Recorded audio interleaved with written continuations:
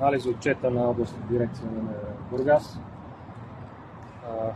Поговорихме си с състава, както по резултатите от миналата година, така и по това какво предстои.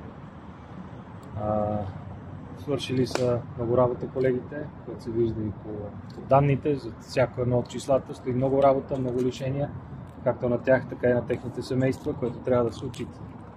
Разбира се, поговорихме си по въпроса за дисциплината в МВР. Особено след увеличаването на заплатите се увеличават и изисквания. По никакъв начин няма да се търпи дейност несъвместима с службата в МВР. По никакъв начин няма да се търпят действия, които могат да бъдат окачествени като произвол. И разбира се, тук нататък очаквам следващата година резултатите са още по-добри, както по конвенционалните цели, така и по приоритетите поставени в правителството. Каква оценка давате на ръководството на областната дирекция на МВР? Не съм тръгнал да давам оценки на никого по страната. Това са срещи, на които да си изговорим приоритетите, да видим какво е свършено до момента и да акцентираме върху нещата, които правителството в момента държи, именно пътната безопасност, полицията да е видима, да се крие на покрастите, да е ясно, че от тук нататък дисциплината на пътя ни е едно от най-важните неща. Необозначените автомобили в момента се ползват, ще се закупуват още, така че шофьорите трябва да са наясно, че всеки един автомобил на пътя може да се окаже полицейски и да санкционира. Съвместно с народните представители в Народното събрание трябва да бъде променен закон за движение по пътищата, така че не ми се иска поне да видя тази двустепенната система за налагане на наказания, заменена с възможността полицая да глобява на пътя веднага, да си посттерминали, с карта нарушителя и плаща глобата моментално.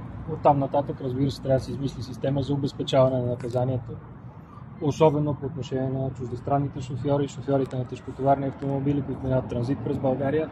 Няма как да нямаме система, която да обезпечава събирането на глобите преди те да напуснат територията на страната.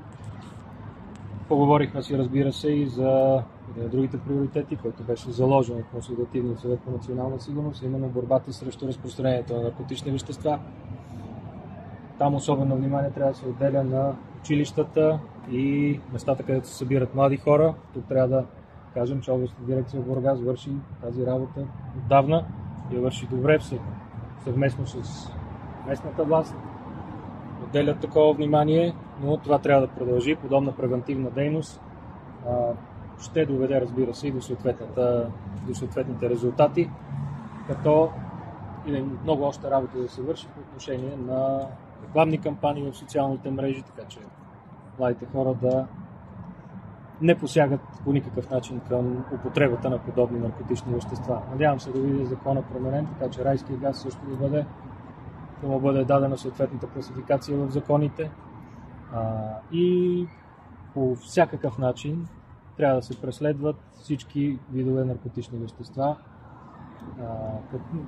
Дали ще са вейпове с канабиноидно съдържание, дали ще са вече марихуана, хероин, кокаин, всякакви дизайнерски наркотици, въобще по всички линии трябва да се преследва разпространението и употребата на такива вещества. И не на последно място си поговорихме по отношение на икономическата престъпност. Това, че в последните 4 години сивия сектор се разшири заради липсата на политическа стабилност, заради безтегловност политическа, хаос. Сега в момента трябва да се демонстрира ясно и категорично, че държава има. Тая държава ще си стъпи в ролята. По никакъв начин тези, които решиха, че могат да правят каквото си искат, не могат да бъдат толерирани. Господин министър, в борбата срещу данъчни престъпления, срещу контрабанда, било на алкохол, било на цигари, било на горива, трябва да бъде безкомпромисна и безмилостна. Господин министър, това сме го чували многократно до тук, така? Но искаме да чуем новина от Бургас. Намирате се в Бургас. Вътре бяха кметът на града, апелативният прокурор, окръжният прокурор. Така. Те попитаха ли ви нещо, интересуваха ли се от нещо? Да, кмета Например? попита кога ще стане районното в Меден рудник. Ти е прав човека да пита.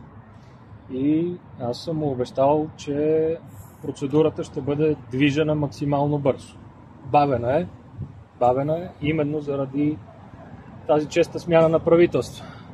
Министър за по 3-4 месеца, взима решение, оставя на следващия и така 4 години. Затова за мен едно от нещата, които тук в Бургас трябва да се случат колкото се може по-бързо, е именно построяването на районното в Меден рудник. Другото, разширяването на гранично-пропускателния пункт Малко Търново.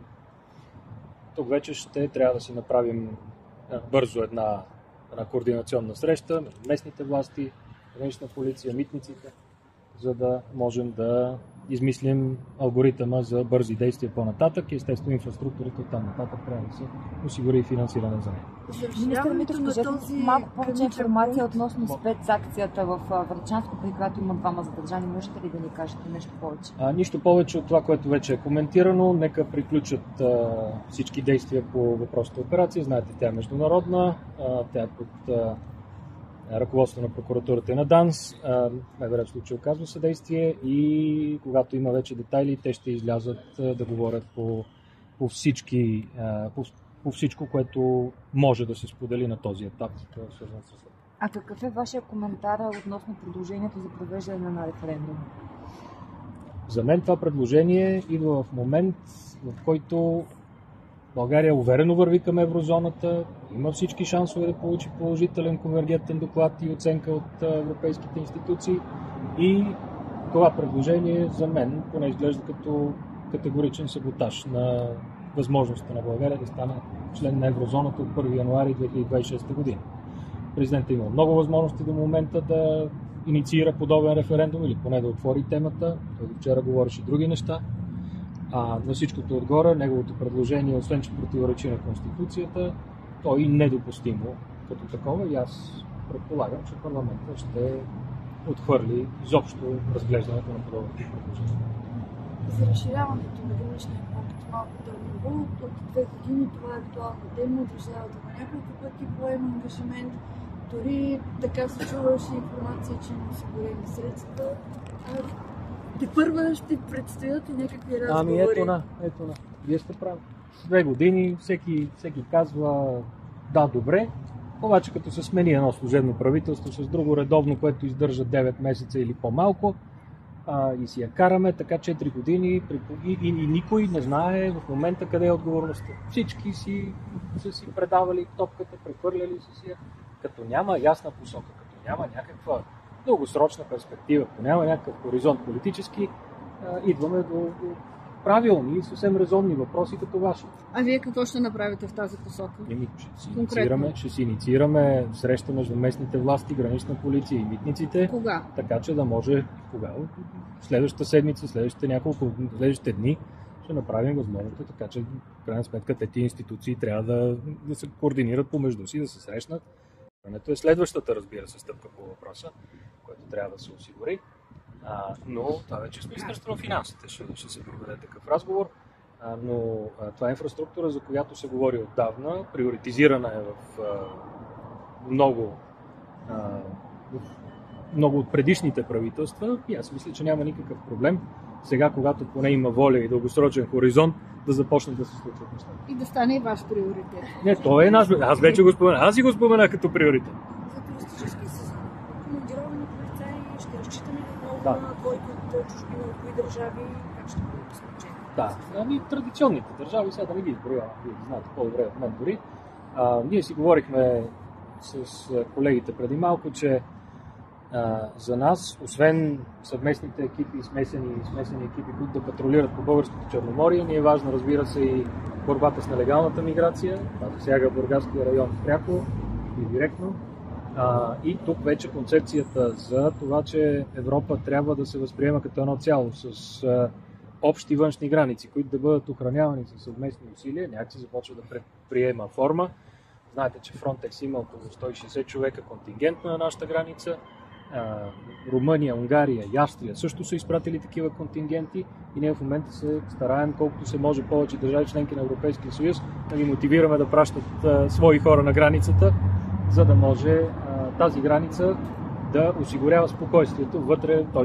спокойствието на нашата граница осигурява спокойствието и вътре в шенгенското пространство, така че Европейския съюз да функционира така както е замислен, през свободно движение на хора, стоки и капитали. И какво показва анализа за мигрантския натиск? Намалява ли? Намалява. Той е намалял драматично в сравнение с 23 и 24 година. Числата са много обнадеждаващи. Сега, времето се затопля, ще се увеличи мигрантския натиск, но подготовката пък на гранична полиция е много солидна. Закупена и нова техника, голяма част от нея е по европейски програми, започна изграждането на радиолокационна система, започна до изграждането там в частите, където липсваше видеонаблюдение. Ще има още патрули, ще бъде засилвано присъствието на патрули по границата и до момента не се наблюдава драматично увеличение както на натиска, така и на индивидите успели да преминат границата. А ние дори да успеят и хващаме или в страната, или на някои от другите граници. Оценките за работата на българска гранична полиция в Европа е много, много добра. А има неправителствени организации, които създават доста сериозни проблеми на нашите граничари. Така. А защо? В тази връзка ще се направи. На Може ли страната? само една секунда? Аз като човек роден на границата да ви задам този въпрос.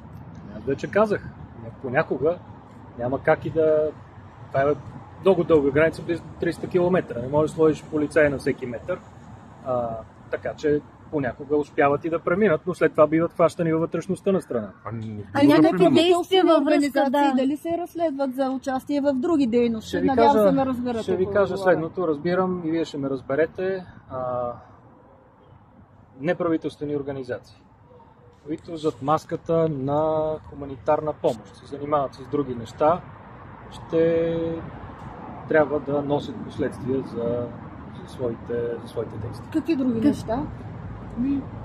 Това вече е въпрос и обект на изследване и така нататък. Не искам да влизам в дълбочина. А работи ли се в тази посока? Многократно е обявявано вече, че се работи в тази посока. Защото те създават доста сериозни проблеми. Продължават да създават и са тук на наша територия. Такива организации, те са предимно на идеологически принцип,